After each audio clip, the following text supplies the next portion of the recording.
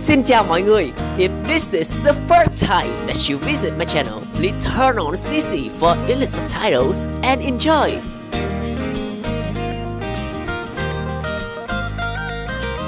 Nếu các bạn muốn tìm những vật dụng trang trí và lưu niệm đáng yêu mang đậm chất Việt Nam thì hãy đến với Facebook và Instagram shop của chúng mình tại Tổ Sinh Decor Shop. Rất hân hạnh được phục vụ mọi người. Nào, bây giờ chúng ta hãy cùng nhau đến với tập 1 của Chim Corner nhé.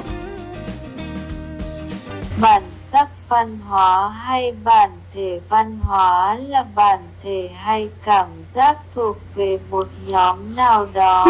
Nó là một phần của khái niệm về bản.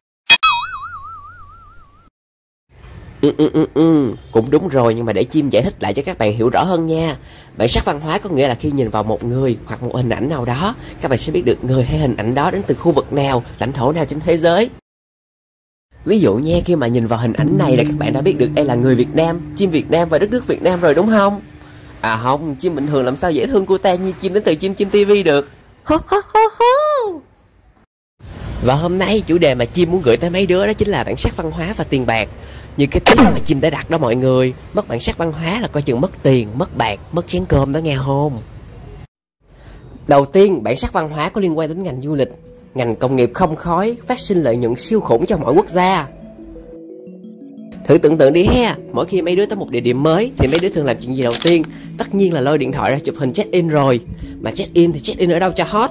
Tất nhiên là phải ở những công trình kiến trúc nè, những biểu tượng văn hóa nè, hoặc là những lễ hội độc đáo mà không nơi nào có được ngoài chính nơi đó rồi. Ngoài ra khi đi du lịch chúng ta còn phải bỏ tiền ra cho các dịch vụ như là khách sạn, nhà nghỉ, ăn uống, tham quan, đi lại.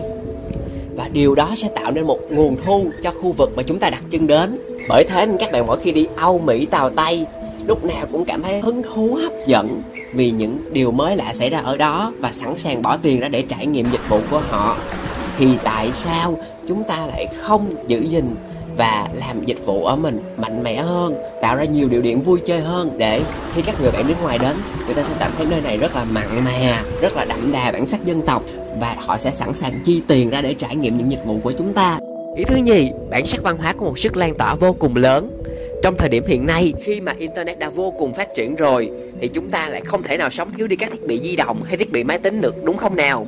Và tận dụng điều này, rất là nhiều quốc gia đã truyền bá đi những trào lưu văn hóa của mình, đã trở thành những thương hiệu độc quyền mà mỗi khi nhắc đến ngành nghệ thuật đó hay là trào lưu văn hóa đó là chỉ nhớ về mỗi quốc gia đó mà thôi. Và điều đó đã tạo nên một nguồn thu nhập vô cùng lớn để đẩy mạnh sự phát triển kinh tế của quốc gia đó. Ở Việt Nam ta cũng đã từng có người tạo nên trào lưu gây sức ảnh hưởng lên toàn thế giới. Đó chính là anh Nguyễn Hà Đông, người đã tạo nên con quỷ này nè. Nó đã từng một thời gây mưa gây gió vào đầu những năm 2014. Mình cũng là chim mà sao mình không hot được như nó ta ơi. Tuy nhiên thì nó cũng chỉ là một phần mềm điện thoại và tạo nên được một cơn sốt trong thời gian ngắn mà thôi. Thế nên Chim cũng tự hỏi rằng liệu Việt Nam ta đã có một trào lưu văn hóa nào có sức ảnh hưởng mạnh mẽ và lâu dài lên thế giới hay chưa? Và hiện tại thì Chim cũng chưa nhớ ra được. Nếu có mà Chim quên thì các bạn hãy nhắc cho mình dưới phần comment nhé. Thứ ba, đã gọi là bản sắc văn hóa, tức có nghĩa là nó phải mang những điểm đặc trưng riêng cho một cộng đồng người nào đó rồi. Ví dụ như cao bồi miền Viễn Đông bắn nhau bùm bùm chéo chéo, những vũ điệu Latin siêu nóng bỏng siêu sexy ở Nam Mỹ, tinh thần võ sĩ đạo kiên cường bất khuất của Nhật Bản, hay tập tục thờ cúng ông bà đầy tính thiêng liêng tại Việt Nam. Và những điều đó đã tạo nên tính đoàn kết và tinh thần dân tộc cho mọi cộng đồng người khác nhau. Và từ đó thì mới có sự cạnh tranh phát triển với nhau về kinh tế, văn hóa, giáo dục được. Và lợi ích lúc này ngoài vấn đề tiền bạc thì nó còn là sự tiến bộ chung của toàn nhân loại. Ủa, vậy chứ bản sắc văn hóa hình thành từ đâu ta? Tất nhiên là không phải từ dưới đất nẻ chui lên rồi, mà đó chính là kinh nghiệm của ông bà xưa để lại qua rất là nhiều thế hệ. Do đó, trong đó tiềm ẩn rất là nhiều những bài học rất là vi diệu mấy đứa à. Ví dụ như ở xứ nóng như nước ta thì ông bà xưa có câu nhà cao cửa rộng, vì điều đó sẽ giúp cho căn nhà thoát nhiệt và đón gió tốt hơn. Còn như ở xứ lạnh như phương Tây hay Nhật thì người ta thường thích xây những căn nhà có chiều cao tầng thấp hơn, vì nó sẽ giúp giữ nhiệt tốt hơn cho phần bên trong căn nhà, nhất là vào những ngày lạnh giá. Và vì cách thức ứng xử khác nhau để phù hợp với môi trường của từng quốc gia, từng vùng miền, thế nên nó đã tạo nên cảnh quan văn hóa đặc trưng, hay cũng chính là bản sắc văn hóa của chính quốc gia, vùng miền đó. Ủa rồi vậy tôi thấy điều này có liên quan gì tới tiền đâu ta? Có chứ mọi người. Khi mà chúng ta có được những kinh nghiệm đó, Tức là chúng ta đã biết được cách thức để lựa chọn vật liệu phù hợp, hình thức xây dựng hợp lý, mang lại lợi ích kinh tế và tiết kiệm năng lượng rồi đó mọi người ơi. Thì biết vậy thôi, với chuyện đó cũng lớn lao quá, tôi có đóng góp được thêm gì đâu. Sao lại không chứ, bởi vì chính bản thân bạn cũng là một người nằm trong cộng đồng người Việt chúng ta mà. Và mỗi hành động của bạn, dù ít hay nhiều, cũng sẽ có sự tác động và ảnh hưởng đến những thế hệ sau này của chúng ta nữa. Để Chim gợi ý cho các bạn 4 việc mà bất cứ ai đều có thể làm để góp phần nâng cao bản sắc văn hóa nước nhà nhé. Đầu tiên là học tập và làm việc thật hăng say, thật hết mình, nhất là đối với những thứ gì bạn thích và bạn có hứng thú. Thứ hai là mỗi khi các bạn có cơ hội được giao lưu với những người bạn đến từ những vùng khác hoặc nước khác, các bạn hãy luôn luôn thân thiện và nhiệt tình giới thiệu với họ những đặc sản của quê hương hay những địa điểm du lịch, vì điều đó sẽ vừa giúp cho họ có những trải nghiệm tuyệt vời, vừa đem lại lợi ích kinh tế cho quê hương của chính bạn.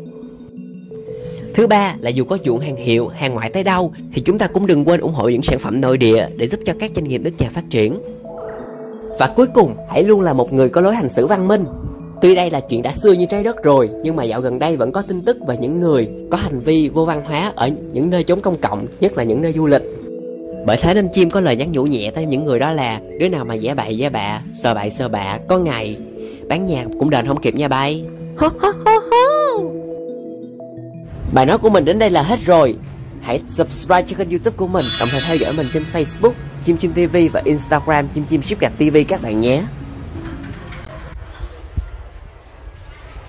Xin chào các bạn, mình là Chim đây. Cảm ơn các bạn đã theo dõi tập 1 của Chim Corner. Thứ hai, các bạn đừng quên like, share và subscribe channel của mình nhé. Hôm nay mình xin giới thiệu các bạn những màu áo mới cho bộ sưu tập mới của mình. Đó chính là bộ sưu tập 1 ngày của Chim, gồm 2 màu áo chính. Đầu tiên là mẫu áo màu xám với chất liệu cotton 100% siêu thoáng mát, có phần mặt trước trơn basic và phần điểm nhấn ở phần bên hông. Và họa tiết chính của áo nằm ở mặt sau. Như mẫu mình đang mặc đây, đó chính là mẫu áo chợ đội Cái Răng.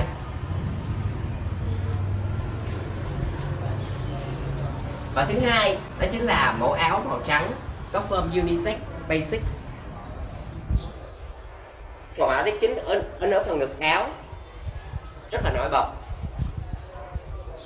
Những mẫu áo này đều có chủ đề chính là về văn hóa và danh lam thắng cảnh Việt Nam. Nếu các bạn ủng hộ shop của chúng mình, hãy đến với Facebook và Instagram Tổ Sinh Decor Shop nhé. Cảm ơn các bạn rất nhiều và chúc các bạn một ngày thật vui vẻ. Bye bye mọi người.